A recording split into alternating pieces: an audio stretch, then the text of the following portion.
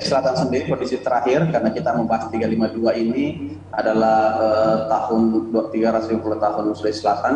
sebagai momentum bahwa kita ini dalam kondisi perekonomian alhamdulillah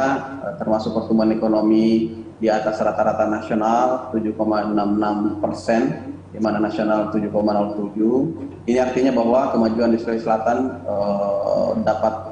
bangkit dari kontraksi minat yang tadinya minus 0,21, kemudian tentu sistem ekspor juga meningkat dan tertinggi sepanjang 2021 di Agustus kemarin kita dapat meningkatkan ekspor, dan yang paling menggembirakan bahwa ekspor pertanian kita ini sudah hampir menyalip daripada sektor pertambangan. Artinya ini menegaskan bahwa Sulawesi Selatan kedaulatan pangan yang kuat, sehingga tidak hanya dalam sektor produksi tapi juga sektor ekspor untuk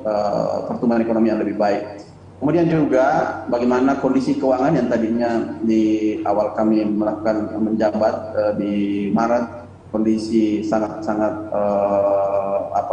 untuk tenaga ekstra karena mungkin bisa dibilang sistem keuangan dalam kondisi tidak sangat baik-baik saja, minus mungkin bisa diperkirakan sampai triliunan, dan akhirnya termasuk pergeseran utang dari 2020 masuk ke 2021 yang sangat kuat, sehingga butuh konsentrasi dan kekompakan baik legislatif eksekutif untuk kemudian bagaimana dengan instansi vertikal dan Forkopimda sama-sama untuk menyelesaikan mulai dari penyelesaian utang, bagaimana memprioritaskan program prioritas bagi masyarakat, kemudian bagaimana efisiensi dan kemudian bisa kemudian berjalan lebih baik, dan kemudian berikut juga tentu penanganan pandemi, kondisi pandemi di bulan Maret ke bulan Juli, Agustus tentu sangat luar biasa, berjibaku dengan gelombang ketiga yang sangat kuat dibanding tahun lalu. Tapi alhamdulillah di tahun ini dengan kebijakan kita memperlakukan PCR untuk bandara, kemudian beberapa intervensi vaksinasi,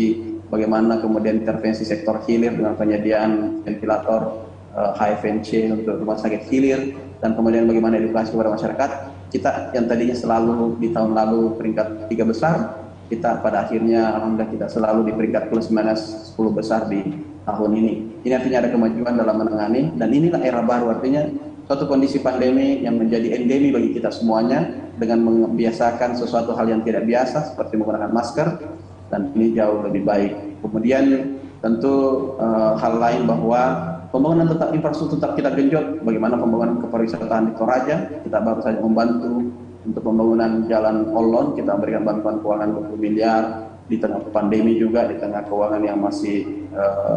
tentu dalam proses pemulihan, dan kita masih tetap bisa membantu sebagai concern dan prioritas kita. Juga pembangunan jalan Sakdan, Batu Tanduk, bagaimana buat Depau, juga pembangunan di Luwu Raya termasuk Bendung Makawa kita perbaiki dan sebagainya lanjutkan, dan juga beberapa perhubungan